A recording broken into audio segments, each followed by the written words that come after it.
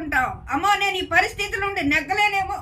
ఈ పరిస్థితుల నుండి నేను విడుదల కాలేనేమో, ఈ పరిస్థితుల నుండి నేను తప్పించబడలేనేమో అనుకుంటాం. కానీ నీ పరిస్థితులు నీ దేవుని చేతికి అప్పగించినట్లయితే, నీ సమస్య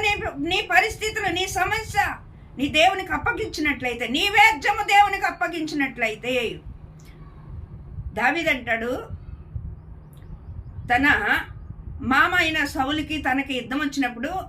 నా యాజ్యము నా దేవునికే అప్పగించుకుంటున్నాను, నా దేవుడే తీర్పు తీరుస్తాడు అని ఎప్పుడైతే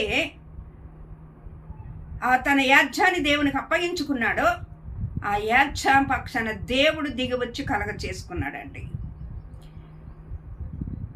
దావీదుకి అడ్డం వచ్చిన తన మామైనా సరే, తన కుమారుడైనా సరే, తన సైనికులైనా సరే, ఎవరినైనా సరే